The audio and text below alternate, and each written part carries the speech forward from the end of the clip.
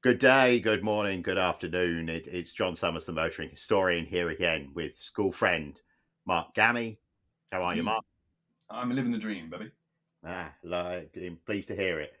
Um, yeah, so just thought we would talk about US road trips today. Thought we would talk about the conference that I did midway through last week, and anything else that took our fancy for the next sort of 40 minutes or so, 45 or an hour.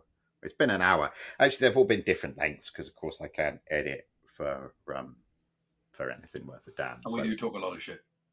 We do talk a lot of shit, and in fact, the last one I edited episode 3 just yesterday because I'm going to break down the third wall. This is one of the things about the Real Housewives, right? If you're on the Real Housewives and you're splitting up with your husband, you can't be like, we're splitting up because he's butthurt because I'm more famous and make more money than him, because you're like referring to the show. You can't like refer to the show. Do you see what I mean? You can't break the third wall. And what they've done in some reality TV shows is you'll hear the producer talking as a way to make it seem more real. You'll hear the producer like asking questions because we all know that the third wall's there. So why not? Well, I'm not going to pretend like, it's just us chickens talking. This is not just us chickens talking. The fact that it's being recorded changes what we're doing, right? No, I'm totally natural. Well, okay, right, okay, but that is, in fact, let's break down the third wall completely. That is what I'm trying to achieve. It's the Mike Brewer, Alain de Cadenet. When you meet the real person, they are similar to the persona that they portray on the TV, because it's really hard to do that if you've. That's just why I'm doing the voice, because I can be the real me in conversation with you with voice, but I can't be the real with me if I'm sitting here looking at myself talking to you here. I couldn't be as scruffy as I am, or maybe I could. I don't know. I mean, this is the YouTube way. I mean, in YouTube nowadays, we got all these shots up people's noses and all of the shaky camera and all of this kind of Blair Witch bollocks, isn't it? So I don't know. Maybe I could do that, but I don't feel comfortable with that, because when you make it a visual medium, you make it mostly about the visual, and I don't want it to be mostly about the visual. I don't know. I mean, I was watching that Aidan Millwood Formula One site before we came online here, and he's interesting because he sets out to tell a great story that he researches really well, but the photographs are shitty, and he himself is not the most visually appealing bloke, and yet he's happy to put, he himself sitting. I always think his office environment looks a bit like yours, Gary. He's happy to have that kind of plain, I'm just at my house and I've done all this research about Formula One because I'm interested in it, and I'm sharing it with you, and I'm using Wikipedia images to break up the monotony a little bit, but the main thing is what I'm saying rather than the visual image, which takes us back to Just Go Drive, doesn't it? Which I'm going to plug a little bit because I actually watched those videos that we did a couple of years ago, and I think they're interesting because I actually don't think they're too bad. I just think when you watch a YouTube video, you're expecting like a Top Gear style review of a car. You're not expecting B-roll with insightful commentary. If there's B-roll, you're expecting the commentary to be anodyne, and if there's exciting film, the commentary still may be worthwhile or may not be. You can still be hit and miss with. Anyway, so but I watched that stuff again, and I'm actually quite happy with it. I don't. We still need mind to it. launch the 45-minute NASCAR early history of NASCAR video that we did as well, because we put quite a lot of effort into that. I'm just still kicking around on my hard drive. We need to get that out. Yeah. Well, I had considered, of course, I was thinking this is a misnomer. Is somebody listening to this thinking I was expecting motoring history? Where is the history of the Suzuki JSXR? I want to know what happened in the 1969 Spanish Grand Prix from Barcelona in gory detail. I don't know. I mean, maybe there is an audience for that out there, isn't it? But I didn't want to do. I feel like that's better done in the written form. That's what JohnSummers.net's for. Whereas this form is for, you know, us chickens just. Well, if they look it up, talking. I think we get to that in episode 263. So they just need to hang Yeah. around for a bit. Well, or go to johnsummers.net and they could do that that. ancient video. But you see, Unless that they've got whole some video, patience. the reason that took you ages to do was because you were trying to layer in the right image. And when I was saying Junior Johnson, you needed to be showing Junior Johnson, not David Pearson, and getting all that stuff right. And it's a total pain in the ass. And this But it's like of, 99% done now, so we should definitely get it out. but you know what? It's a lot less of a pain in the ass than those monks in the medieval period writing Latin with quills and ink and do it in their eyes because they were trying to work with candles late at night. So if you're gonna, at least we can preserve what we have in a sensible kind of a way. Yeah.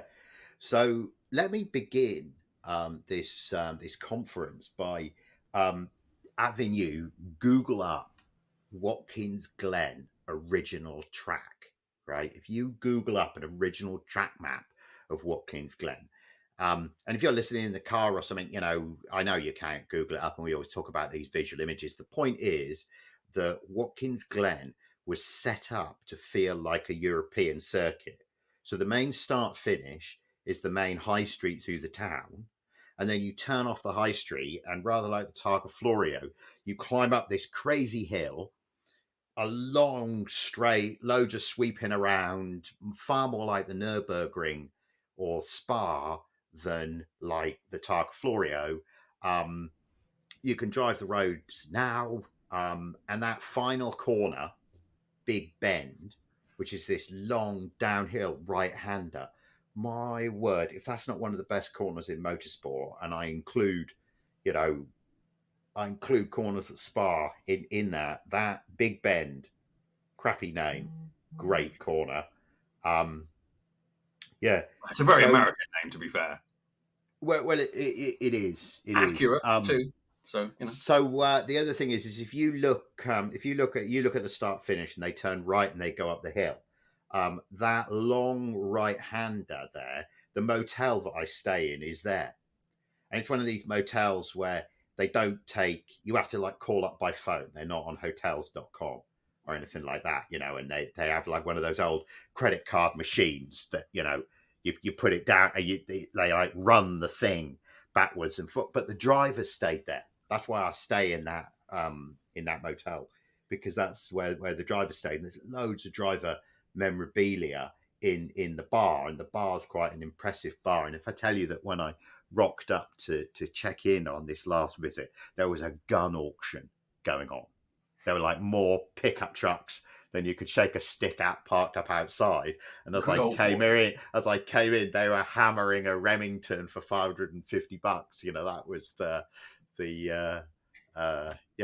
auctioneer was a girl in her mid-20s, and she was an absolute rock star, right? It was worth watching. It was worth watching the gun auction, because this girl was an absolute belter. And of course, I didn't get a name and can't remember the auction company, but that was a pretty cool upstate New York travel experience. But yeah, if you look further around the course, as the course crosses the railway line, which in period was like, you know, a total like, and this is they used it in the early 50s, so the cars are like Allards and very early Ferraris. So old Miles Collier's father was killed on that fast. I think it's a right-hander. Maybe it's a lefter. Maybe it's a right-hander. But there's a fast sweeper up at the top of the course there. But it basically, part of it's A roads, a lot of it is B roads. A lot of that top part of the course feels like like an English B road. So like a British sports car would be really good along it. But yeah, as I say, that Big Bend is a long sweeping downhill. So it's the kind of course that you can see a Nuvolari do it well, where you were, so if you had big balls, it's a good course. So they built, of course, the road course, which the NASCAR guys and IndyCar and Formula One used for a bit. They built that to try and replicate it, but that's about 10 miles out of town. And in the town, there's affiliated to the library, there's an organization called the International Motor Racing Research Center, and it's an archive of car stuff. So every car book that I've got on my shelf, they have as well. It's like, and plus like a ton more. You know, when their version, the American version of Murray Walker, Chris Economaki, when he popped on to Pastures New a few years ago, his wife donated his archive to the IMRRC.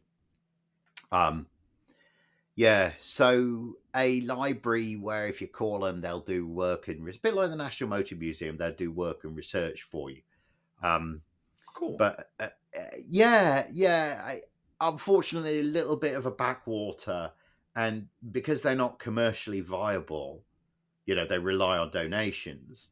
That makes me always feel awkward about what a potential future might look like. I mean, I'm not a businessman and I didn't enjoy the world of business, but I'm just uncomfortable with anything that doesn't have a sort of sustaining income that's relying on a sort of handout and doesn't you know.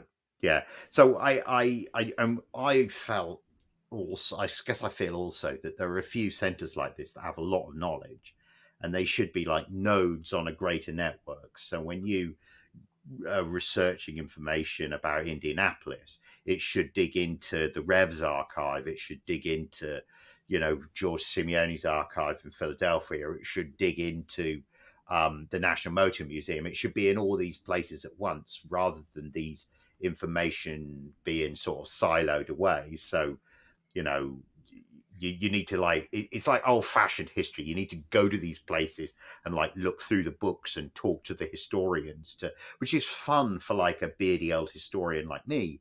But I just don't feel it's like the future of, you know, if we're to preserve motorsport, if, you know, people in 120 years time are to understand what was so cool about the Porsche 956, then we need to do better than grey-haired blokes and books on shelves. Is my as you said. Yeah, I told you I was editing number 3. You said in number 3, you know, like I don't want to walk around a museum where their cars are sitting there and they haven't even bothered to put up a TV screen where you can see the car driving. The 1 year every millennium they fire it up And you hear can hear it. That was the main point you were making, the sound. Yeah.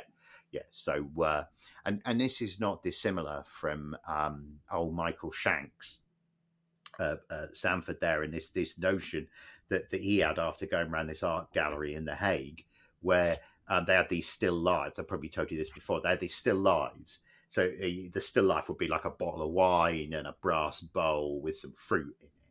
And then they would have the brass bowl on a plinth at the side. So you've sort of got the art, and then you've got like a 3D representation of it, which suddenly, right, both things are more. There's a symbiosis there. The art is, you know, so you can, if you've got film of the car running, in theory, you can preserve the car in perpetuity and not wear it out by running it, driving it all the time.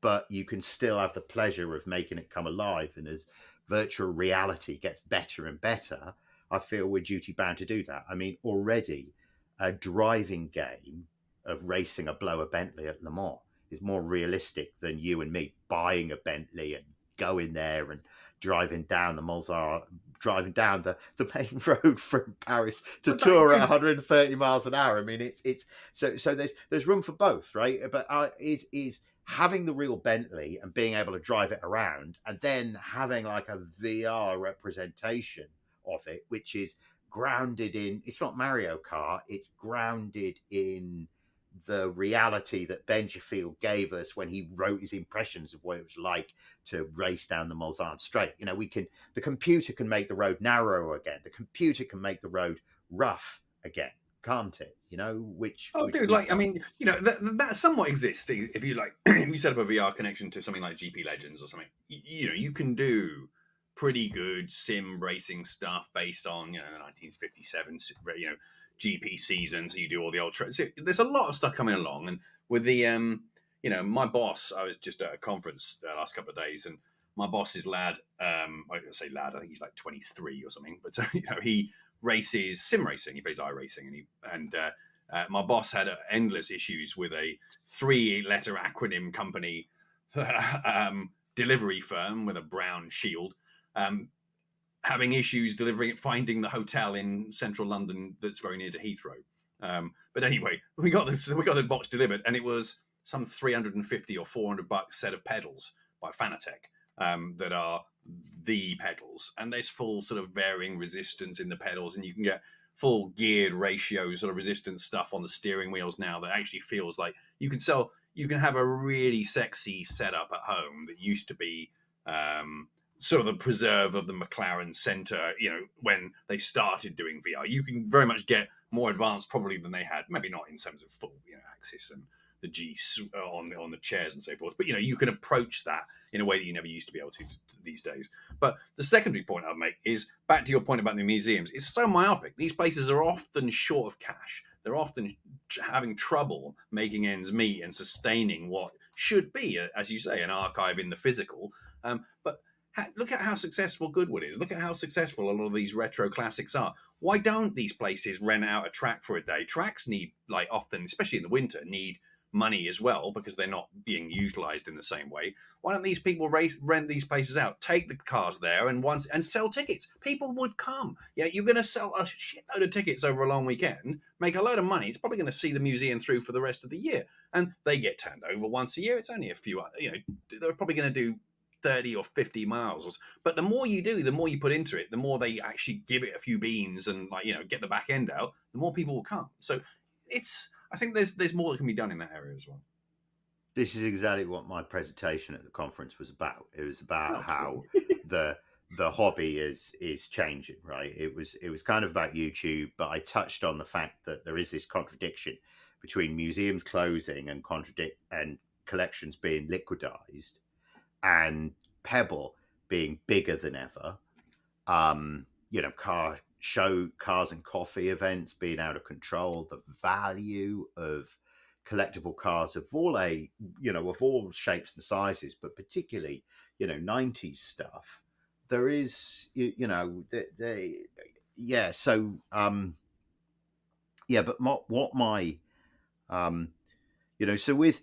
there is definitely scope to have people I don't know. Nobody ever goes to the museum in your hometown, do you? You never visit the museums in when did you last go to the British Museum? When did you last go to the Natural History Museum? Like decades and decades ago. You don't go to the things that are close to you.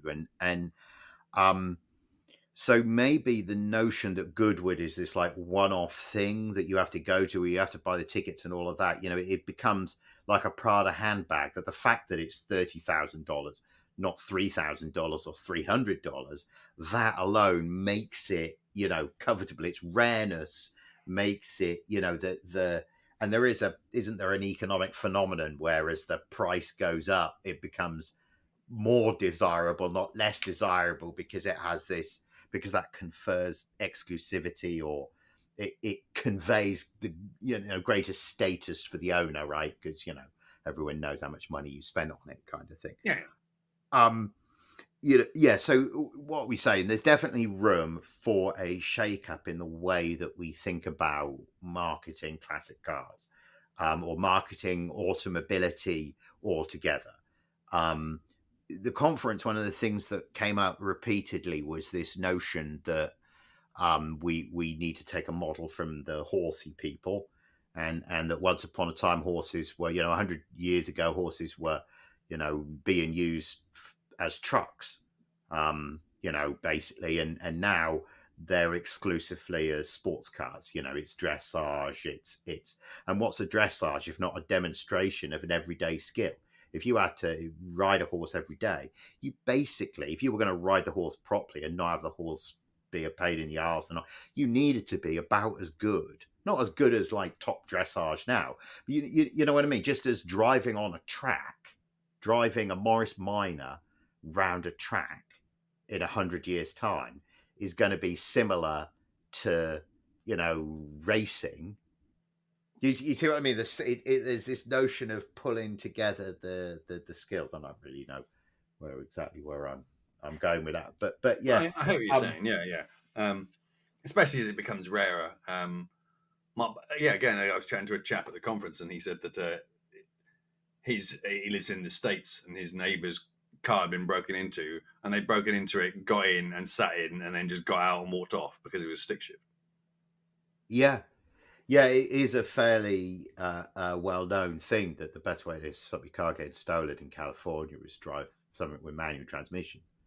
Um, yeah, and of course, this is why so many hypercars went to automatics because the reality is managing a V12 stick shift in everyday traffic is, you know, it's a thing. You need to be good, you need to be committed, and there is always that chance that I don't know. I mean, there are hills. I remember, if I use the Mustang for the school run, I will drive a particular route to avoid having to do a stoppy starty through a four-way intersection uphill where there's 100 yards of cars because the clutch pedal needs to be on the floor all the time, and I don't know if there's something wrong with the clutch or the clutch is just heavy on that Mustang, but my legs worn out. I'm like an old man. I'll get back pain if I do. So yeah. Okay, Oh, so I presented a lot on YouTube, right? It was about what I talked about was how it was motor well, racing. so this is which conference? So this is the conference at the place in Watkins Glen, and who else is there? It's at this IMRRC, like Yeah. International Motor Racing Research Center, and the small conference. There's maybe 50 people in attendance, if that. Um, but this bridge that I've always tried to stand on between the academics and the car racing people. Because remember, the car racing people often have a lot of money. They're often really enthusiastic about cars, but they're what the academics call folk historians. That they're not trained historians. They like telling anecdotes. Um, bench racing in our parlance, but they're not historians in the sense of when you talk to academic historians about cars, what they say is that cars don't have any agency. In other words, we can talk about Henry Ford, we can talk about Alfred Sloan, we can talk about Ferruccio Lamborghini, but we can't talk about Lamborghini as a like a Lamborghini car. This is just not in the same realm as and a lot of this, right, is the composition of people who are historians, which is it's a liberal leaning, female leaning profession, and that's very obvious when you go to the conferences. So um you know I this event's different from that, right? The academics who come are car enthusiasts, and the non-academics who come are folk historians who are really clever people who work like historians. So, for example, Don Capps, who you will see, knocking around, who's a leading light at the conference, former Army Ranger, multiple, helicopter shot out of the sky in Nam numerous times. Um, has focused his energies in more recent years on being not just a historian, but on encouraging people like me to write and talk about motor racing history. Did a big thing about the origin of the Silver Arrows. He sponsored a paper this time from this guy in New Zealand who thinks he can unpick a number of very mysterious histories of Italian 50s racing cars. And this is a rat hole that's worth disappearing down, right? Because this is what the conference is really about. Um, it seems that Italians registered all of their cars and identified their cars, like motorcycles, by the engine. Whereas in Europe, we always did it by the body. This would seem to be a trivial detail, wouldn't it? Right? So, in other words, when Luigi and Mario were building the car, they put engine 1 in chassis 1. Now, if somebody then goes out and bends up chassis 1, which never happened, would it? No. You take engine 1 out and you put it in chassis 2. And that car becomes car number 1. That's now that's now car 1, VIN number 1. When that car gets shipped abroad, when it gets put into racing manifests, it's car number 1. In actuality, right, it's car number 2, according to how we Europeans feel about it. So fast forward 50 years, when Maserati 250Fs are collectible, well, it really matters whether this was the car that Sterling Moss raced and won, that Fangio was photographed in that famous picture with the damaged nose and the car in a full-blooded four-wheel drift, right? If you can identify that car, or even just that engine and gearbox, identifying that specific car is a much more important thing. Well, and the trail is completely blurred. Well, I saw the paper presented a couple of years ago, before the pandemic, and there was a car broker, classic car broker, racing car broker, well-known guy in the audience, and I happened to be stood with him for lunch, in line for lunch immediately after the presentation. So I said to him, "What did you make of that Maserati thing?" And he said he thought it was a load of old bollocks. And of course, because he has sold many of those cars, and he sold the car saying this chassis was the chassis that Sterling Moss used to win in Monaco in 1954, which he didn't, but you know what I mean. This was the car that did the deed. Yet now the paperwork seems completely blurred and crossed out, right? Because the way that it was annotated from the factory and the way that it was, so if you think of it, so car number 2 leaves the factory as car number 2, but when it comes back to the factory and gets engine number 5, then it becomes car number 5. But according to our reckoning, it's not car number 5. It's actually still car number 2, right? It's got the dinks and the louvers and the brakes and everything of car. So you see how it should be a fairly simple thing, but actually it becomes hideously complicated. So that's the stuff that Don Capps is ready to do, is pick at those wounds. And he'll say, I can't get Doug Nye, I can't get my friend Doug Nye to say this. And I'm like, I said to him in the conference, Don, that's because Doug is retained by the auction companies, and the auction companies have a business which is predicated on the widget being a widget, not a widget that had a wadget changed into it. And so this bloke that you've wheeled in, this Trevor Lister guy from New Zealand, who looks like he played far too much rugby and has put together these crazy spreadsheets where he thinks it's not just Maserati 250Fs. He thinks it's Seatas, it's Oscars, of course it's Ferraris, but there's an additional level of double layer of complexity with Ferrari, one being that they cheated with the numbers, basically. It looks like they deliberately bent the rules. Who would imagine Ferrari would deliberately bend the rules? Plus, you've got the obfuscation of the fact that the cars have been worth a lot of money for ages. So you have the whole Lord Brockett thing. Do you remember Lord Brockett? This was in the 80s, English Lord. When Ferrari prices went up, he started doing things like cutting up some cars to make better ones and faking up the identity of the better one, and then was caught. But by that time, half a dozen cars, nice-ish cars that would be worth millions now, had been cut up to make fakey do GTOs. Basically, that was it's absolutely fingernails down the blackboard when you think about it. But so when you look back at that, right, that's how the cars were treated in period. So the Ferraris particularly. And they're of course worth telephone dial amounts of money now. So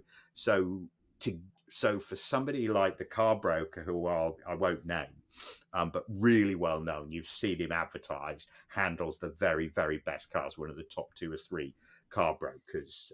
If we were to go backwards and forwards naming car brokers, he would be one of the first 3 or 4 names that we would come up with. He's to dig into that would just be destroy any sense of value or provenance, and it's a bit like digging into allegations of cheating in NASCAR. It's like, who gains from it? So when Smokey Yunick said that Fireball Roberts won the 1962 Daytona 500 with a supercharger, when he wrote that, nobody found any evidence of it. The car's long since destroyed. All he did was kind of pee on Fireball's achievement somewhat, didn't he? He didn't really, we can't prove it. And I'm not saying he shouldn't have written it if he thought it was true.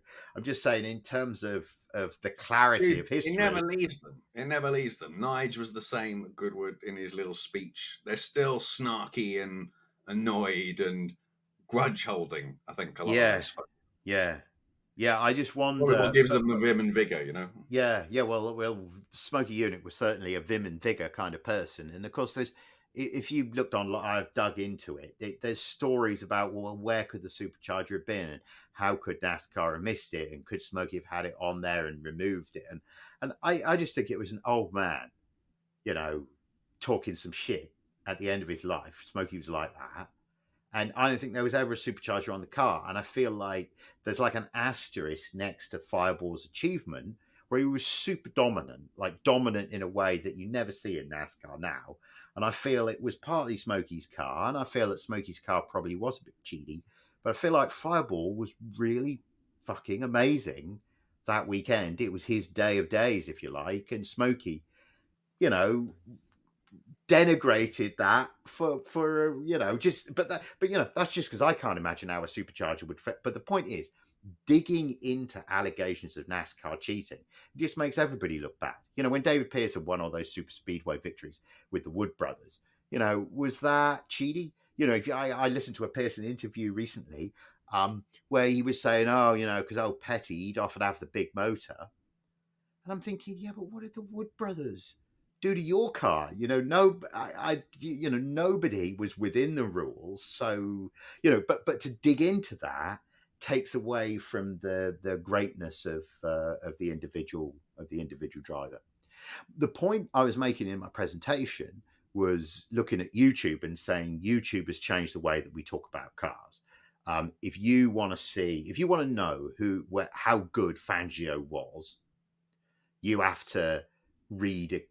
You have to read history and do standard history. You have to read books and compare and contrast and secondary sources and what did contemporaries think, and it's this pure hardcore history. Whereas if you want to know how good Senna was, you just watch the races. They're all on YouTube. You can see for yourself whether or not he's better. Well, that's awesome as a history thing. And now you've got people on YouTube doing that Aidan Millwood guy I was talking about earlier. You've got NASCAR guys doing that. You've got people taking things like Allan Grice. I'm not sure if you've heard of him. He was a total maverick racing in racing in Australia. He was like a Bathurst guy. Well, in the mid-80s, the Holden factory team were like, we're going to race in Europe. Gricey, the privateer, he was like, I'm coming too. I'm going to take my Holden as well. So you've got Peter Brock with the Holden dealer team, like racing against 635s and Capris and things like that. And then you've got this white Holden, Gricey's Holden, not sponsored by anybody. Chickadee was the name. That's some haulage company from the town that he was on. Chickadee was the sponsor. Gricey was faster than the DTV, the dealer team, and even won some races in the course of the season, right? Amazing story. This super 100 mile an hour guy tells that story, right? Which I never would have got. I'm not going to sit there and watch every round of the European Touring Car Championship from 1986. But when Super 100 miles an hour packages it up for me, there's a new narrative and a new way of telling the story. So I talked about that. I talked about old Hoovie and the supercar guys, and how, remember I told that story about the 3 dozen McLarens that nearly ran me over when I was at Pebble, and I couldn't believe how many Lamborghinis and McLarens and new supercars that there were at Pebble. Yeah, that's Hoovie is part of this, and these other YouTube guys who Hoovie has 3 Lamborghinis paid for by the channel, paid for by this stupid persona that he's got, where he talks about cars and doesn't really do anything with them. He just fixes them and then sells them. He doesn't really it's not like he goes to the track. It's not like he's like setting quarter mile times. It's not like he's, you know what I mean? He doesn't, yeah. So, the little he does is enough for him to generate an income from that. So I thought that was worth talking about. But to be honest, I've had enough of the whole like motor racing as a mediated experience. I want to go back and do proper like hardcore history. So I think what I'm going to do next, I'm a member of the Society of Automotive Historians, and a woman locally contacted the society saying, like, my dad was into motor racing. He's got all these magazines from the 1950s. Would you be interested in them? So the society contacted me as the local member. I met her, and there are all these oval track racing stuff from the 40s and the 50s. It seems that within like 10 miles of my home, there were half a dozen racetracks. And in that brief window after the war, but before everyone had a TV, watching oval racing was an enormous thing in the US. So I'm going to do a bit of research into that. I'm going to try and do it. I'm making this up as I go. I've never said this out loud before. I just was going around inside my head. When I was a tour guide in Rome, I used to be able to stand in the forum and tell the whole story of Rome from one spot in the forum, literally from, over there in 750 BC, right the way round to and there in 430 AD. You could just turn around and it was a great device as a tour guide because it was so clever. Fundamentally, as I'll toot my own horn with that, but it was actually a shitty tool because the people have to stand still, and then your feet hurt and you get bored and you get fidgety and you stop listening. You need to walk and talk. You need to talk for like 2 minutes and then walk. Doesn't matter how significant what you're looking at is. You have to walk and talk to keep the punters happy. But I wanted to do the same thing with. I feel like I could do. I want. What was I talking about? I was talking about the same as, standing in the middle of Rome. What was I going to do that with? I was going to do that with. What was I talking about? You were talking about the circuit racing stuff that you were going to do the research into. Yeah, I could do the same thing, standing in. So you could say it from my home in 1930, from my home, from where I'm sitting at the moment, in 1900, what could I go and see? In 1910, what could I go and see? In 1920, in 1930, because it would change. Because something else I was going to talk about, and my favorite presenter is this guy at the conference, is this guy Joe Leonard, who again has a really interesting background, successful businessman, obsessive car guy throughout his life, classicist, and then I had a long conversation with him about Thucydides on a bus ride one time. He studied Thucydides. So Duesenberg, class judge at Pebble Beach for Duesenberg. Did a really interesting piece about Duesenberg racing cars a few years ago. Did a really interesting piece this time about people who'd finished second at Indianapolis a lot of times. So kind of like Lloyd Ruby, but even the kind of beardy historians who represented at the IMRRC, they weren't, these are drivers who we've not heard of. And a lot of these guys raced on board tracks, which is with all the sprint cars on board tracks. Yeah, yes, your face says it all. It was Yeah, man, just, Jesus. it was dangerous as a motherfucker. Imagine when the track starts to break up and then you fall out of your car and accidentally impale yourself on a piece of 2x4 that's come up off the track. I mean, it is Yeah, it's not enticing me.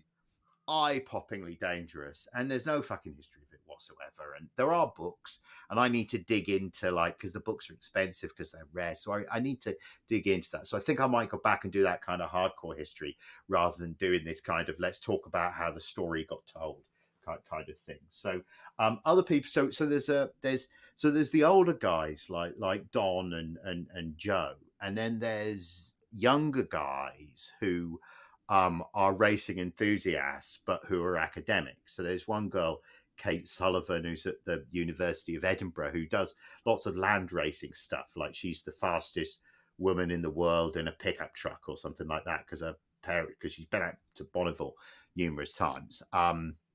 There's this Belgian guy, Tim Robeers, who did a really interesting project a few years ago about Formula E and made a lot of us old car guys sitting in the room really look at Formula E in a different way. And you know what?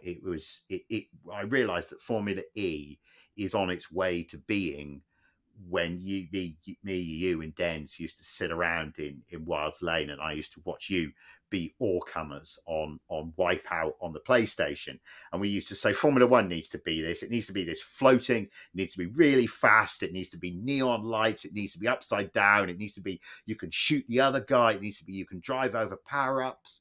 Why isn't it that? The managing ethos around Formula E at the time that Tim did this presentation seemed to be like that, and that was interesting and cool to me. Yeah, it's pretty exciting. Yeah, so the conference brings together, one guy, Francis Clacks, African American dude who used to race motorcycles. Really interesting guy. He didn't make it this time. I'm not even, fingers crossed he's still with us, because he was a bit frail the last time I spoke to him. But one guy, an academic at the University of Michigan, Mark Howell, who worked for Todd Bodine's NASCAR team. So he did a piece about, his presentation was about rock stars and was about music and racing cars and how there's a lot of crossover to it. And he talked about Vince Neil racing in the Indy Lights series, and about how apparently he was quite good. I mean, who knew, right? So so it's like, and had these fabulous pictures of like Vince with the Indy cars, but with the long hair and the pout still. It was like, it was truly where heavy metal meets but of course he was a bit light on, he was like, I'm trying to make a list of all the references between racing and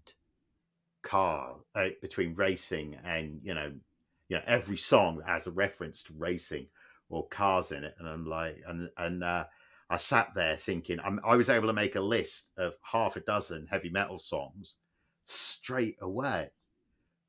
Especially if you expand it to, because to me, right, I think the main similarity between racing and rock and roll is that most of the time, everyone thinks being a rock star is about being on stage, like, good evening, Long Beach, and everyone thinks motor racing is about being at the track, gentlemen, start your engines, and you're racing. And no, it's not. Mostly it's about in the truck on the road.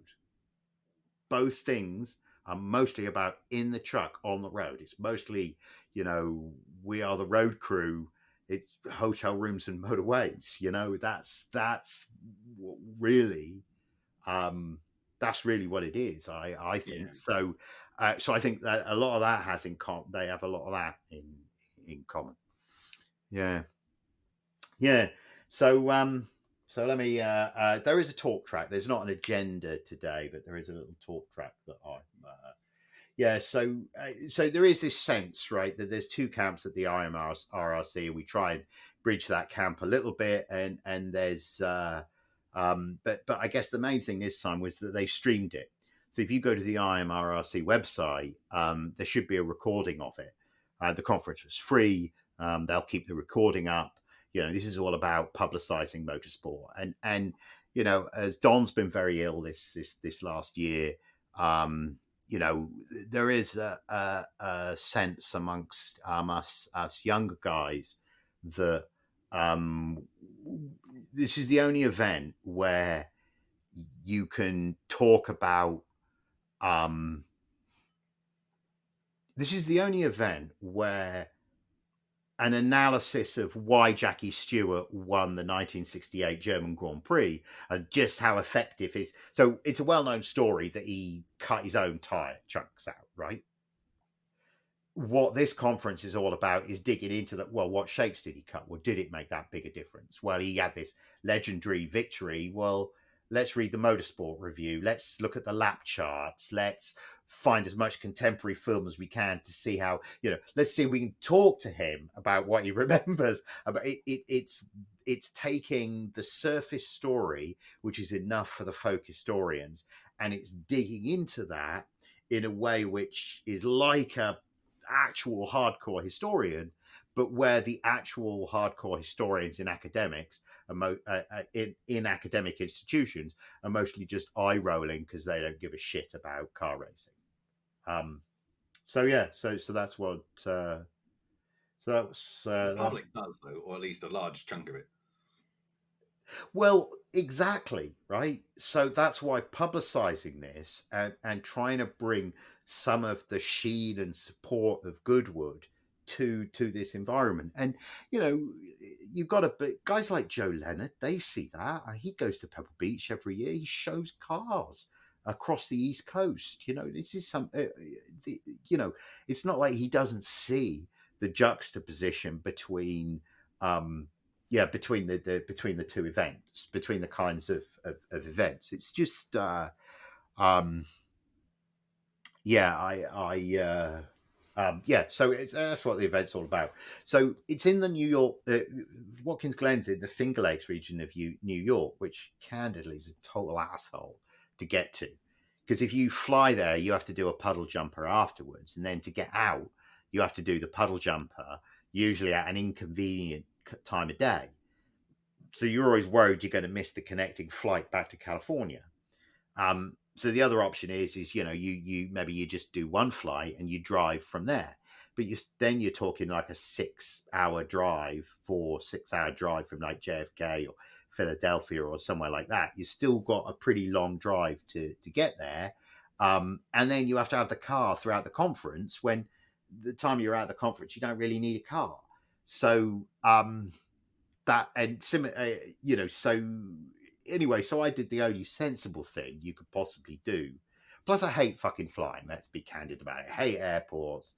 Hate security. I'm fine when I'm on the plane, but all of that bullshit between the time that you walk away from the rental car and are sat down on the plane and the plane's actually taking off, all of that can just go straight to hell and never come back to such an extent. Plus turbulence, plus throw in the fact that I fucking hate turbulence as well. Scares the bejesus out of me. Every time you come over the Sierra Nevadas, it would seem. And I had bad weather into Philadelphia, which is why I was like, I drove back 3,000 miles across the country. Cool. I approve. Yeah.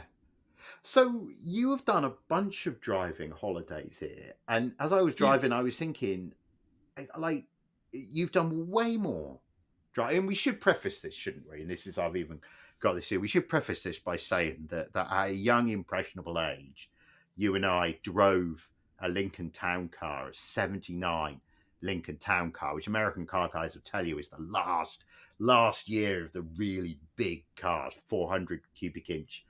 Windsor V8, no horsepower, plenty of torque, seafoam, half-length velour roof that looked like it had been attacked by wild animals with all the foam coming out of it. Big eagles or something, yeah. Seafoam velour interior. Do you remember that? 8-way directional seat control, baby. That fucking worked. And it worked, awesome. Didn't it? So, you could sleep on the bench seat, front and back, with neither your head or feet touching the doors. Yeah. It was legit. So we would just drive and then pull off the highway, park up somewhere, and wake up in the morning. And sometimes it'd be an office car park, sometimes it'd be a hotel. Yeah. Sometimes it'd be the famous guitar-shaped pool of Nashville Hotel. Yeah. That we just have a little swim in. Yeah. Yeah, me and my boxers, because I couldn't find any shorts. Yeah, only realizing as I came out that was going to delineate my scrotal area. Quite anyway. Yeah. Yeah. Did we go? We never went to Grand Ole Opry, did we? We went to Nashville, but we didn't go to Grand Ole Opry. We went to a bar in Nashville where they were playing in the evening, and it was pretty cool. We had a few beers and tipped the geezer that was playing, sitting on a stool inside the door with the cowboy hat and the guitar. Sorry. Yeah. That was a good evening. Do you remember one of the bars we were in? There were loads of photographs of country singers, and you were like, "I see it's important to be hot if you're a female country singer." And I was like, that had never occurred to me before. In my naivety, I thought it was all about the quality of the singing voice. I think that it is that as well. It's just that there's a large enough pool of people that want to be country stars that unless you're absolutely exceptional, they're going to pick the hot one. Yeah. Yeah, well, I didn't drive through Nashville this time. Although I did drive through Indianapolis, which we drove through before, but I didn't stop. So I did... from Watkins Glen in upstate New York to beyond St. Louis, Missouri on day one. Then I did basically, from near 100 miles west of St. Louis on Route 66, like the route of Route 66 then, because Route 66 comes from Chicago to Indianapolis.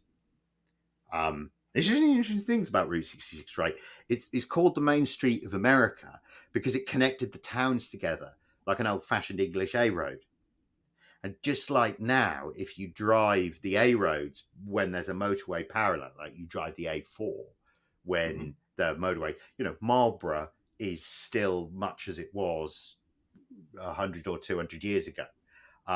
So when you drive through these so Route 66 is that too. And if you were thinking you might find some decay, it's there straight away. It's there all along the side of the old road. There is a scene of where once there was, roadside businesses. And you take the trade away, it dies. I picked up a can of Coke. I stopped in this town, San John, New Mexico, because John, obviously, right? And it's one of these where you remember that scene in The Big Lebowski where the PIs, after Lebowski's crashed the car, and the PI, the PI is I'll get the words out of my mouth in a minute. The PI is following him in the blue Volkswagen and says to him, fella Seamus, looking for Bunny. The family have sent this picture of her farm in Kansas. They think it might make her homesick. And it's a picture of this fucking barren fucking dust bowl with this shitty little shack on it. And you're thinking there is no way in hell she is ever going back to that. It was that kind of, so there's nowhere for me to take a piss, but there's this building. I'm like, whatever. In California, they'd be like homeless squatters living in the building, but so you wouldn't want to go in there for fear you were peeing in their bed. But I was like, there's probably no. So anyway, I went in there, took a pee, and next to where I'm taking a pee, there's a stove, and I'm like, oh wow, there's still the stove that was in here when somebody lived in this place. And then I noticed next to it, there's 2 old Coke cans. And when I say old Coke cans, I mean that they are from the era where when you did the ring pull, you removed the ring pull. Now, correct me if I'm wrong, but they changed those when we were at Devonport High School for Boys in the late 1980s. Because I remember David Bickle being upset that you couldn't separate the things. And you remember Bickle ever afterwards would always fiddle with the lid until it broke off out of petulance that they weren't gonna leave the lid attached, that he wanted a separate ring pull. You remember that? So that must have been what, Well, you late remember he used to be able 80s? to put the ring pull bit into so you put the sort of tab that came out. If you had the ring pull with the two little slits in it, you could stick it in and then bend it back and use it as a spring and fire the ring pull across the classroom. Yeah. Yeah, I do remember Bickle I mean, doing that. that's they're destroying a hobby. Yeah. They're destroying a way of life. Well, so that was a way of life has been different. Well, fucking, this is what I saw on Route 66, right? A way of life destroyed. A can of soda, a Coke can that had been drunk, discarded, and left there for what, 30 years, 35 years? You know, like, so that was interesting. So a lot of, so finding the cool abandoned garages with cool cars, that was not, to the extent that I conditioned myself to, I was like, I'm not going to stop. If I stop at any of these, I'm just not going to, because I set myself to do it in 4 days. So it meant that I had to do at least 750 miles a day. And then when I started out, I was like, I didn't want to get caught speeding. So I just set the speed out. Well, then I realized I could drive further without getting tired, like a lot further, because the speeds were lower, because everything was just moving more slowly. So St. Louis the first day, the second day, Amarillo, Texas, just by Cadillac Ranch, so I stopped basically because I was going, because this is the thing, right? My gut is that when the sun goes down, you're like, right, fucking cannonball now. Because in the old days when I used to go up and down to LA a lot, that'd be the time to get the radar detector on. And that was the time where you could really make some speed, because the radar detector would work. You fast up the hill and then roll off over the top of the hill. And then on the way, if the radar doesn't detect right over the top of the hill, you can just come back into throttle and be doing whatever speed you want to be, you want to be doing there.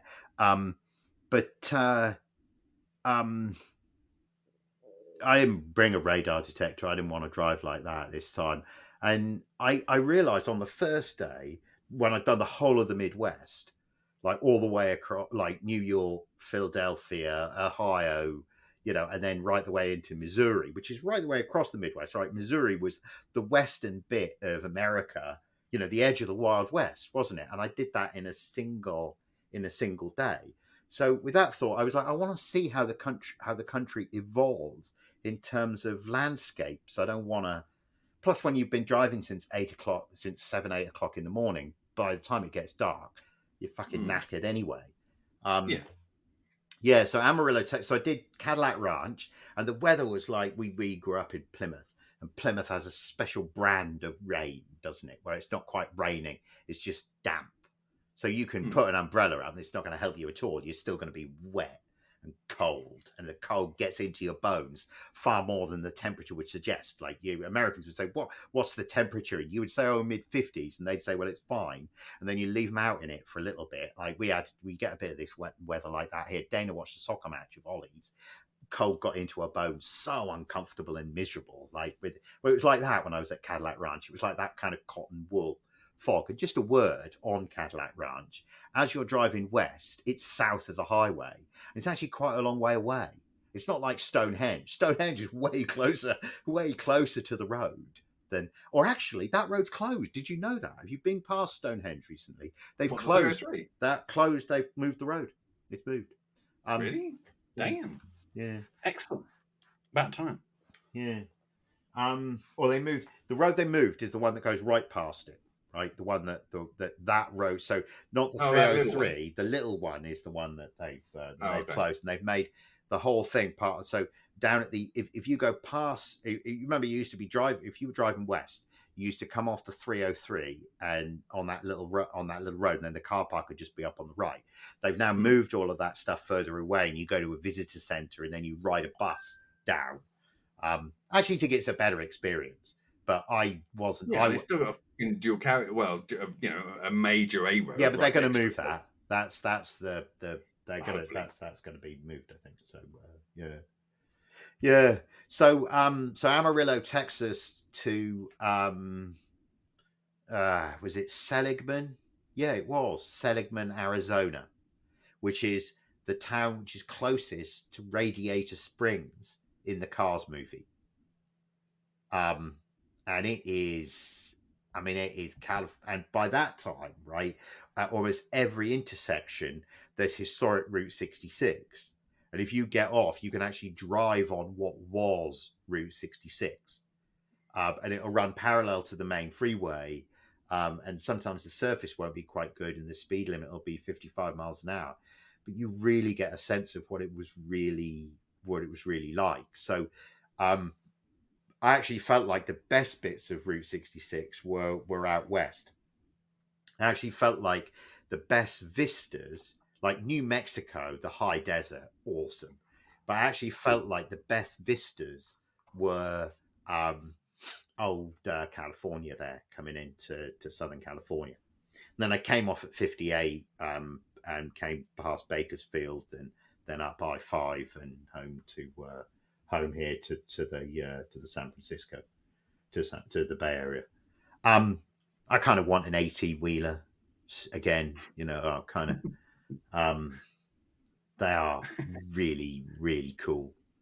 Because I didn't really talk to anybody, and I didn't listen to the radio or anything like that. I just had my YouTube playlist on mix, so a lot of like EDM and a lot of heavy metal, and absolutely nothing else. I was just totally like checked out from the. And driving slower, you run at the same speed as the trucks a lot of the time. Although what you'll remember from years ago of driving in the Lincoln was on the downhills. They don't mess around. They'll do whatever the speed the truck will run up to. They won't fight it on the brakes. If it wants to run down that hill at 80 or 85, they will let it do that.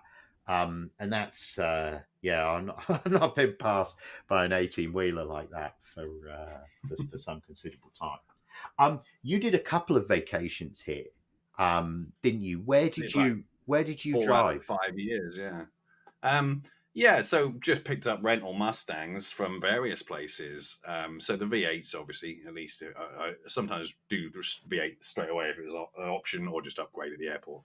But yeah, now we flew into Seattle, or a couple of times once into Vegas, a couple of times into San Francisco, and then picked up the cars, and then did various routes or routes, if it feels right to say that, given we're talking about America. And then, we drove from San Francisco to Las Vegas through Death Valley. I've been through Yosemite. I've been through Yellowstone. We did Craters of the Moon National Park. I did northern Idaho up to and through Montana up to the border. Going to the Sun Road and so forth up in that national park up there. I mean, it's some absolutely fabulous places up there.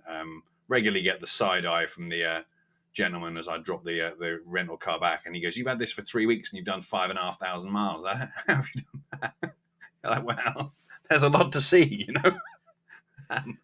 But I mean, look, it's epic, and if you spend a bit of time out there, you can find some really nice roads. You really can. I mean, I'm just thinking off the top of my butt, but Boise, which is a wonderful name, Idaho. If you head northeast out of there up to Idaho City, once you get past there on the 21, damn, that is a beautiful piece of road. It's twisty as all hell.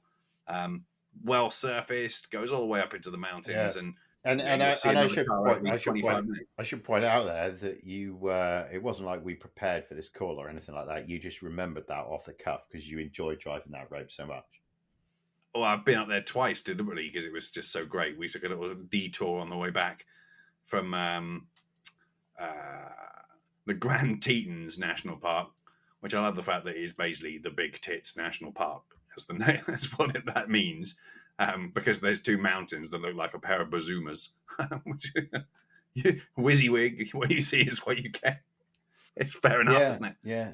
There's that joke, isn't there, that I always forget how to tell properly, but the punchline is it's like Native Americans talking to each other, and the punchline is, anyway, why do you ask? Two dogs fucking.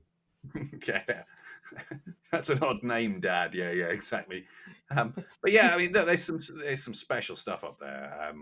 And if you get up early, or more to the point with a lot of those national parks, don't get up early. Have a lie in. You're on holiday with the missus. Chill in, have a big breakfast, go and do a bit of driving to get you where you get to. Then have a nice late lunch and linger over it. Go and chill out somewhere, look at a bit of scenery, and then head on up to, say, the national park about an hour before sunset. Perfect. Everyone's coming the other way. So, you've got the road up there where everyone's around pretty much to yourself, going one way, so you can enjoy the road up there. Then you get up to the car park that's almost empty. You get lovely sunset light on everything, so all your photos look golden. And then when you leave, you're leaving at sort of just after the sun goes down. Time to get back to the hotel and have a nice bottle of wine and some food with your good lady, and you can thrash the rental car on the way back down the mountain as well. So, yeah, lots to be said for that. Mm. And if there's roadworks, that's the other trick I would advise. If there's roadworks on your chosen route, then get through the roadworks. If you're at the back of the queue, get through the roadworks on the contraflow. Stop. Sit down. Do something constructive for 10, 15 minutes, and then that whole road ahead of you has got no one on it, so you can have stretch the vehicle's legs somewhat. And if you're first through on the contraflow, because you probably will be at the next one because everyone else will have gone through ahead of you, then you definitely know you've got the entire time of the contraflow was coming the other way and no one in front of you as well. Yeah, I was. And if you have to wait, if it's long enough, sometimes you'll catch up, and I'm not saying this has happened to me or anything, but you'll catch up a Northwind branded caravan at least 3 or 4 times. So when you're editing your own private GoPro footage of it, you come hooning up to the back of said caravan on multiple occasions, and then just find a little lay-by somewhere picturesque with a nice view of the river and chill out for a bit. Have a little, relaxed time, and then head on again. Cracking entertainment. I guess the other thought that I had is about Route 66 is that what they badge as historic Route 66 is the road as it was in 1926 when it was designated as Route 66. But that sort of hides the fact that it was in continual evolution. So it wasn't like it suddenly bypassed the towns and, people were thrown out of work. It continually evolved and changed and developed. Basically, as cities grew up, it then needed to bypass those cities because it was slow driving through the middle of them. So it was a continual shifting, changing kind of a thing. And I actually, you and I have hiked that road, that prehistoric road, west of London, the Ridgeway. It actually reminded me more of that it was this sense of sort of continual evolution rather than being one kind of fixed thing that this was Route 66 kind of thing. It wasn't like that. It was a continually evolving thing. Who's your favorite YouTube at the moment? I quite like. Well, obviously, I like a bit of Todd's Triple Todd, who was introducing himself as, "Hi, it's Todd from Todd's Workshop and Todd Cutler here," as if you didn't get that it was Todd the first time. I understand why he does it, but it still makes me smile every time. Doing his Roman catapulta revisited, and he's got himself a ballista that he experiments with, and he's good buddies with Dr. Toby Kaplan from the Wallace Collection in London, so he makes replicas of daggers and then test them out against various types of leather and chainmail to see how brutally dead you would be if someone knifed you with them, and whether or not it does any damage to the weapons. And he usually gets the gentleman from Scholar Gladiatoria, which is another quite good YouTube channel if you like your arms and armor, to help him demo them. And he's into that sort of historical reenactment with sort of foam latex weapons stuff, which is pretty brutal, to be honest. But where they do a bit of arms and armor reenactment fighting. So I quite like that. And then I also I was watching a bit of David Phillips, who's a Welsh photographer and videographer who spends a lot of time going to air shows like Axalp in Switzerland and hanging around on the Mac Loop in North Wales and Snowdonia, where all the sort of fighter jets from various allied nations, NATO nations, go to train at flying sort of sub-mountain level and sort of 500 feet and so forth. And he climbs up the mountain daily, has his little CB radio to listen into the pilots' chatter, so because they don't announce the flight schedule, obviously, and then gets amazing like 4K footage of F-35s coming past at just about subsonic speeds below him. He's standing above them on the mountain looking down, and the bits that I love every time is where they start to pull at a vertical turn, so they'll flip over like they do in Top Gun and like pull vertical, and you get that sort of mist and halo of vapor over the top as it sort of rips the moisture out of the air as they pull upwards. And some of the shots of that with the sunlight on it, it's all sort of rainbow trails through that. It's just beautiful. So that's we're looking at that mainly. I was aware of that alley in Wales and had seen some of the photos. So I've been enjoying Salvage Rebuilds UK, which is these two guys in Kent who rebuild cars, and one of them's kind of shy. The one that's skillful guy is kind of shy and doesn't like to talk very much, and the guy that talks to the camera all the time, it's like a dose of England without being in England. So something that made me fall about laughing the other day was that Rob is talking about damage to the part of the car that's below the door between the wheels, which I don't know how you would pronounce it, but he pronounces it seal. The seal, damage to the seal. Well, and he has these really flat, like Kent, and so the accent makes me laugh. The skill of workmanship that they'll take like an Audi A3 that's been spammed at the front, and they'll have it rebuilt in a couple of days. And you can, and it's not just the sourcing and fitting of the parts. It's not just the repairing the engine. It's hardcore body repair as well. So there's the element that I always like from that kind of YouTube where you learn it. But no, the seal as makes me laugh. The accent makes me laugh. And what really made me laugh is there's one video where after he says seal, the other one goes, "Oh," like "Oh," like a sound. And when I pointed that out, buggers on Pier 39 or whatever. Yeah, it's like the seals on Pier 39 and "Oh" of the and yeah, so that made me laugh because of our silly joke about the seals. But yeah, so I've enjoyed Salvage Rebuilds UK because of that. Favorite car or bike at the moment? I don't know. What's yours? Give me another 30 seconds to think about that.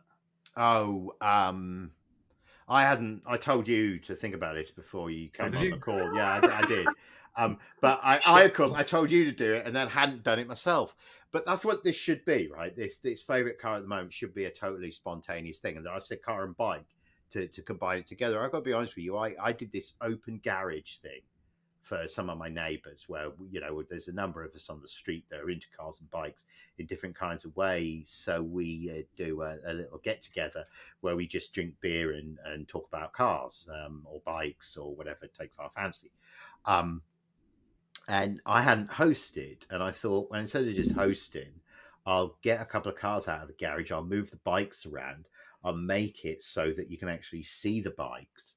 And and I didn't plan to call it an open garage, but that's what it sort of turned out to be. And it felt like an open garage to me because I was espousing about my my stuff. One of my bikes, the 90 GSXR 1100, which is black and grey and has a bunch of race bits on it, full Yoshimura race pipe, 4 Mikunis. It really, I'd not looked at it in, I don't know if it had been in a corner. I'd not looked at it in comparison to, I have the same bike in the same colours with a standard exhaust on it and a totally standard setup. And I guess because I've been fiddling around with and trying to get the standard bike to work, I hadn't looked at the racier one for a long time. And the racier one is sexy as a bag of cats. And I fucking love sports bikes. And I guess I learned just recently that bike, the values have always hurt them, because in the TT in 1989, 2 riders were killed riding them. Steve Henshaw and Phil McCallan, both in one fucking race. So no wonder they're not that loved, and there's this feeling of more engine than there is chassis or brake. But I'm not going to ride. I quite like the MV Brutale. Oh, you do? Exhaust a new one. Particular. That's new, is it? Yeah. Well, I don't know whether it's new or not, but like the new sexy exhaust system on it. I mean. I always like those. Always liked yeah. It's just yeah. It's very nice. Although from an event point of view, I was watching an episode of Harry's Garage the other day, bless him, and he was talking about having some custom bike build for this Sand Raiders thing, which I'd never heard of, which I think I sent you the link to. I don't know if you had a chance to have a look at it, but it's essentially gentleman's Dakar light, if you like. So you go to Mexico and they ship you need to provide a bike, or you can rent a bike off them, and it's a week's worth of, I think you do about like 2,500 kilometers or something in a week or something like that. So it's not you do the miles through Morocco, and they've set it up to do all these different stages. You stay every night in nice hotels. Come on, we're not savages. But they'll ship the bike down for you from wherever it's coming from, and you have to have the right insurance and so forth. But you can live your Dakar fantasy, and it's like €2,500. Yeah. I've got a new model to train for. I'm not sure how much of a Dakar fantasy I have. I also like riding around in the desert. Well, like I also that sort of thing. I also feel like yeah. I mean, but it's like because they've chosen picturesque routes because it's not the Dakar, So it's like through the mountains and through all this sort of stuff. So they've chosen what looks to be a really gorgeous route, at least from looking at from the information. Harry did it last year and said he thought it was awesome. I didn't see any videos about it. Maybe I just missed them. Well, but yeah, Mark, if you ever want to have a desert riding fantasy, like you should fly here, and we should go down and see Mark Newton in Todos Santos and take his. Yeah, but I don't want to get shot. I want to go and have the Todos Santos is not. Well, I mean, it's touristy place. Look it up. It's touristy spot. Todos Santos. It'd be the shooty bit is up by the border. Well, either way, I quite like the idea of it. But look, I mean, reality is I've been eyeing up Honda CRX 250 rallies. I think things like that. I'm thinking that'll do me. Well, the other thing you should do is certainly since when I picked up riding again, I was amazed at how the kit has changed. So basically you can get like Kevlar jeans and a Kevlar check shirt that does better protection than your leathers. So the whole business of I'm too fat to fit into my leathers now, I need to slim down. I'm going to need to buy in stuff anyway. Yeah, but especially if I'm doing off road, the leathers just look good anyway. It's also like a whole adventure finding the equipment, because it's actually quite hard to step away from. So what I bought this armored vest thing, and it's got foam in the elbow, and it's quite hard to step away from what I used to have with that Alpine styles thing, like on a hard armored elbow. It's weird to step away from hard plastic and know that this soft foam is going to provide more protection, because this soft foam's this like clever fucking material that goes ultra hard when you hit it. So it's like soft and flexible until it's hit, and then when it's hit, it's super hard. Like those non-Newtonian fluids and so forth. Yeah. So between that and if you wear that armor, and then you wear like a Kevlar shirt, like a check Kevlar shirt that like could pass as a normal, like not classy, but like a you could wear it in the pub and not look like you're wearing a motorcycle kind of thing. Those things have more slide than leather. It's absolutely brain out. It's you need to adjust your like perception of what's possible with it.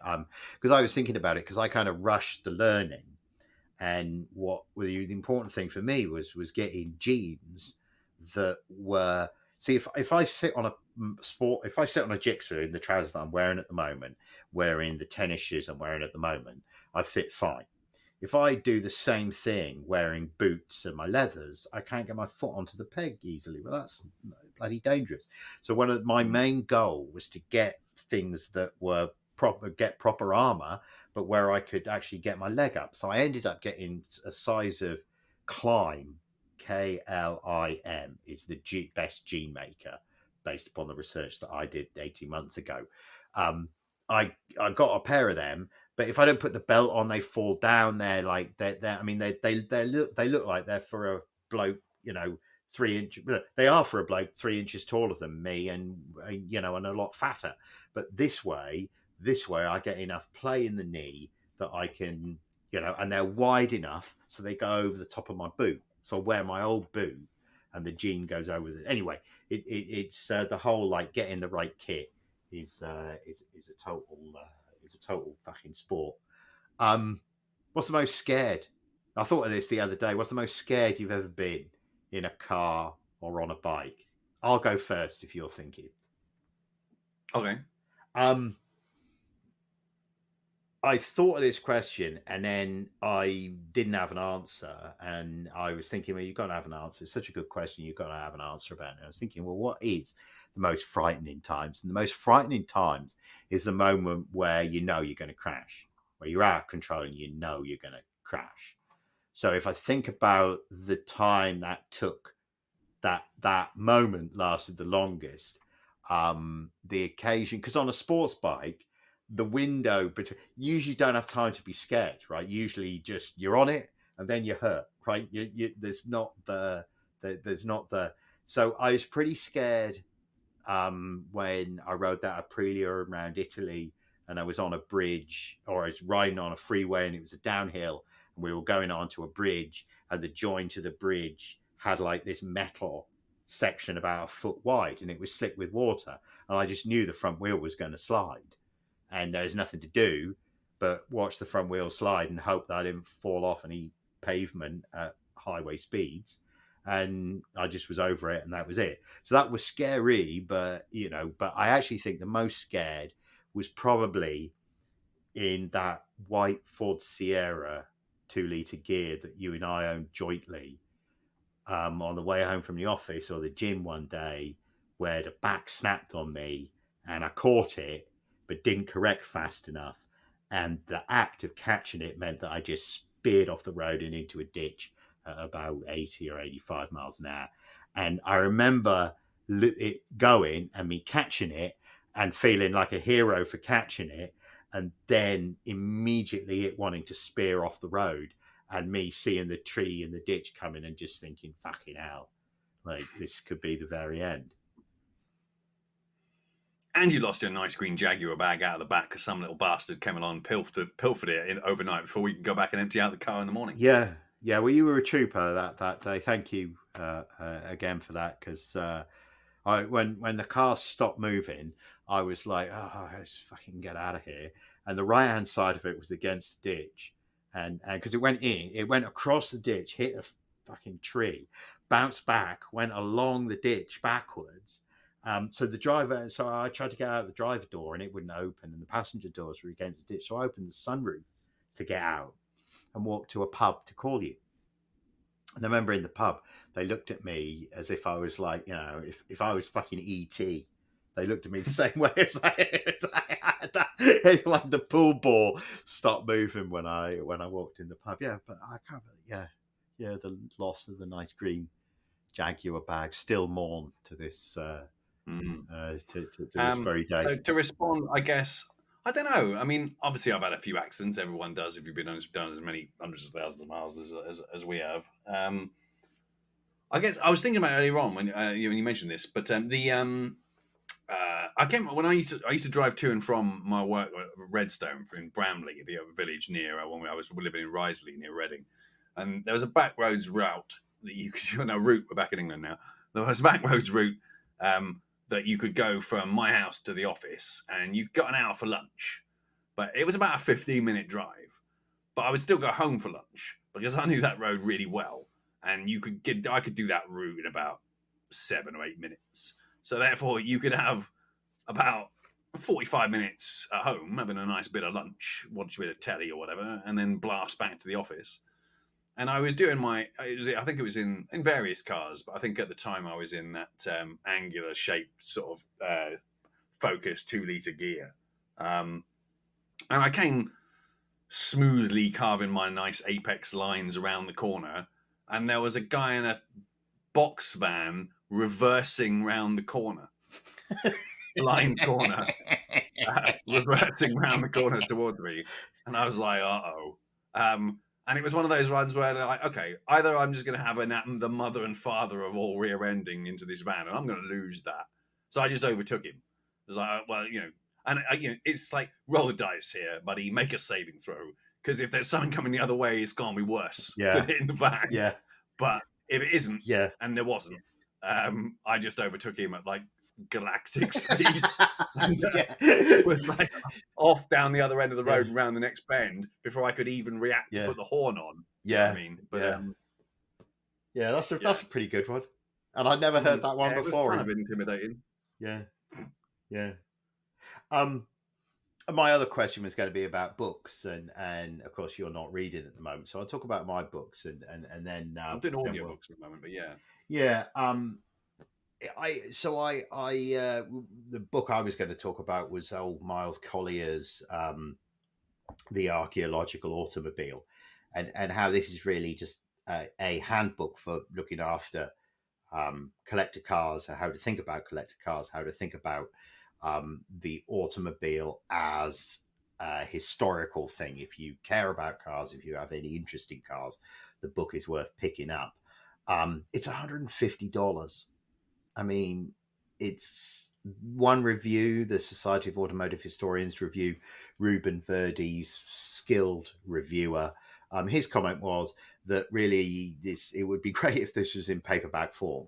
And I think this is interesting because this book was something that I was originally going to write with Michael Shanks. And then because Michael was busy and it wasn't going to be the $15, $20 in the high street bookshop kind of publication, Michael, it wasn't the right thing for him to be involved in doing with his time and energy. It didn't suit his what he needed to do at the time. So one way and another, it never got written. Miles wrote it himself.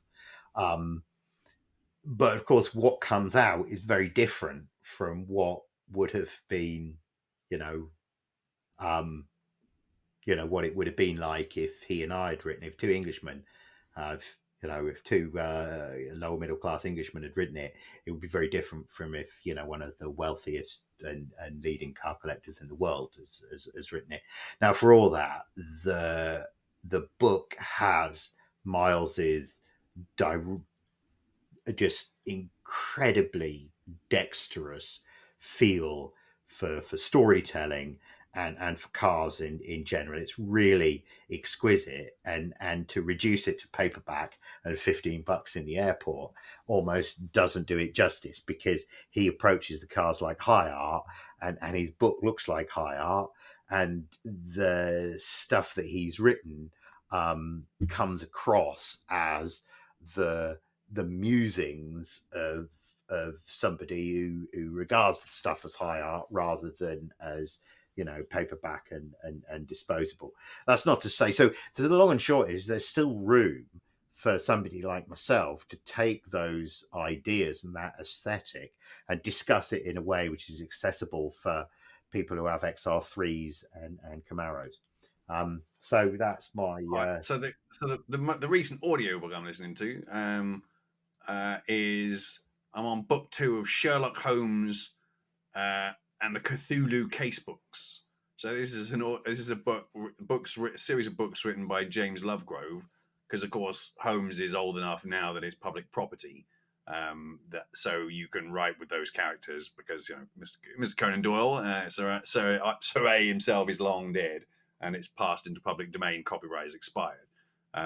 So he's written Cthulhuized versions of the books where, yes, Holmes is still the same sort of deductive genius, but actually he was waging a long campaign against the elder gods, who were behind a lot of the evil that was going on. And there's like Cthulhu style monsters and summonings and evil stuff going on in the deeps beneath London, and it's pretty good. Yeah.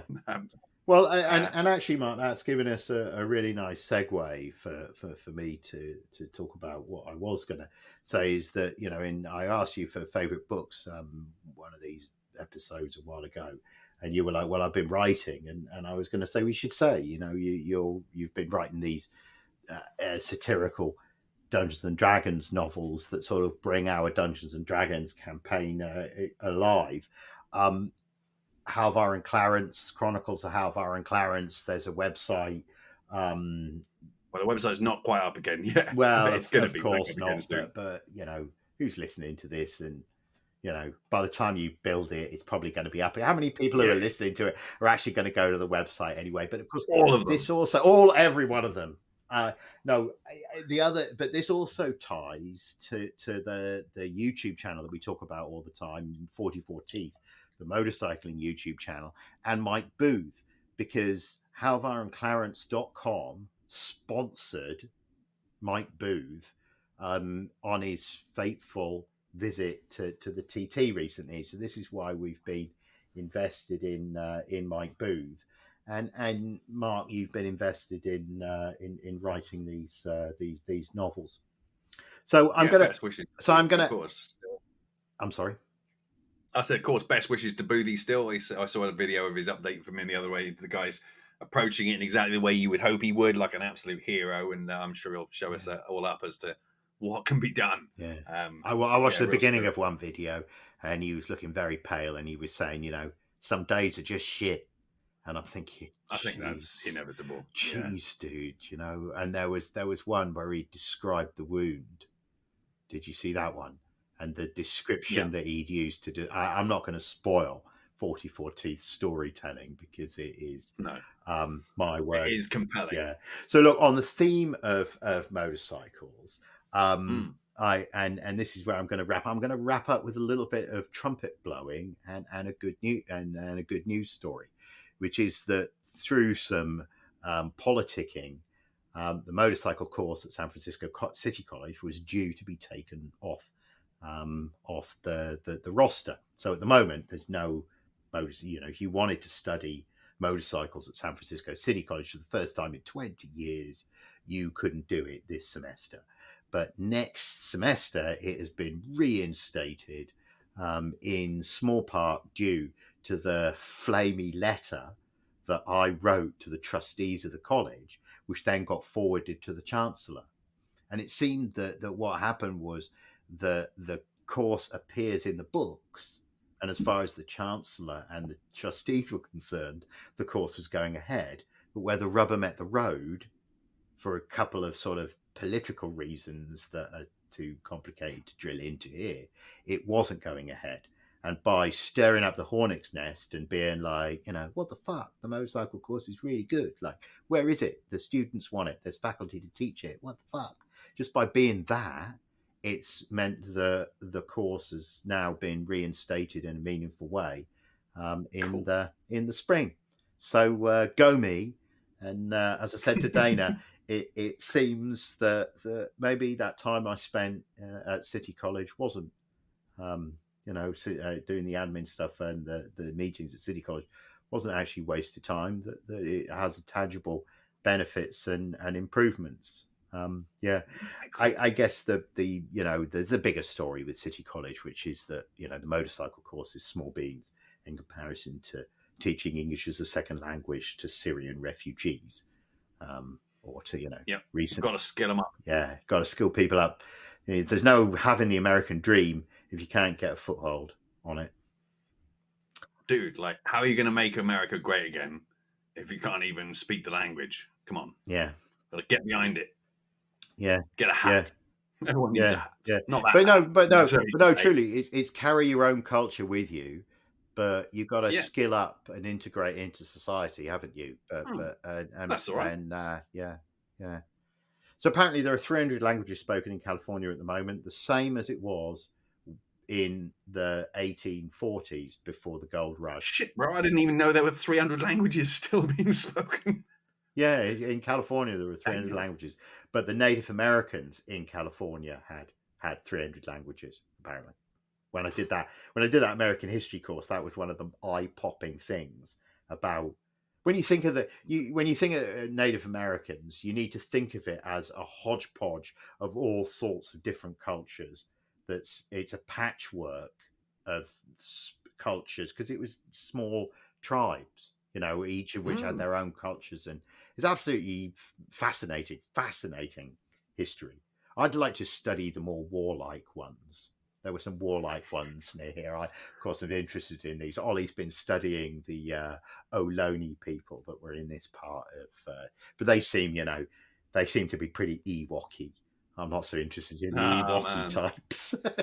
Garlands of flowers and pacifism. Yeah. But is that just what we need to bring a few stormtroopers like rather than Ewoks? Exactly, but got a bit of fire when we get going. But is that just what we take from them, right? That when we look back on how their lives were, we like the idea of it being, a simple pastoral paradise.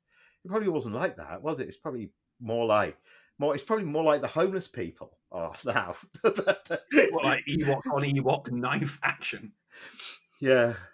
Could be like every Ewok for themselves. Yeah. Well, look, on that super incongruous note, let me bring this Chihuahua on that rambling and is that copyright? Are we going to be done for copyright now? On that, it was on the Ewoks cartoon, as I recall from when we were kids. They used to be like, "Be Chihuahua" when anything unusual or extreme happened. Yeah, like an ATST kick through the back of that little mud hut. Yeah, and then they'd be like, run away, be Chihuahua. Yeah. But then get them back with big logs on swings and stuff later on because much like Avatar, the locals have got to win. Yeah. Well, look, on that incongruous and unusual note, let me thank you for your time. It's all good. And bid our listeners adieu. Our listener. It's me whilst I'm editing it. Adieu. Class.